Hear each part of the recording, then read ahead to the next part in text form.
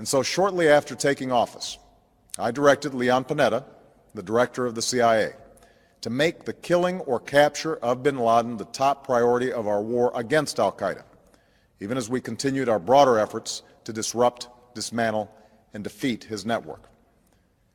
Then, last August, after years of painstaking work by our intelligence community, I was briefed on a possible lead to bin Laden. It was far from certain, and it took many months to run this thread to ground. I met repeatedly with my national security team as we developed more information about the possibility that we had located bin Laden hiding within a compound deep inside Pakistan. And finally, last week, I determined that we had enough intelligence to take action and authorized an operation to get Osama bin Laden and bring him to justice.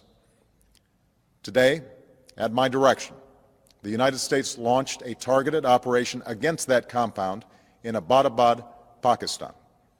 A small team of Americans carried out the operation with extraordinary courage and capability. No Americans were harmed. They took care to avoid civilian casualties. After a firefight, they killed Osama bin Laden and took custody of his body. For over 2 decades, bin Laden has been al-Qaeda's leader and symbol, and has continued to plot attacks against our country and our friends and allies.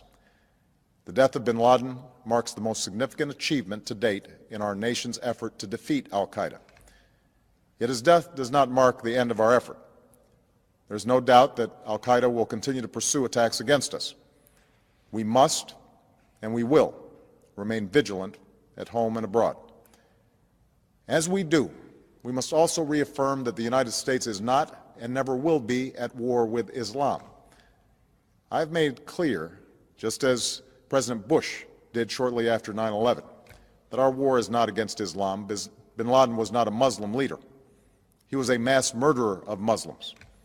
Indeed, al-Qaeda has slaughtered scores of Muslims in many countries, including our own. So his demise should be welcomed by all who believe in peace and human dignity.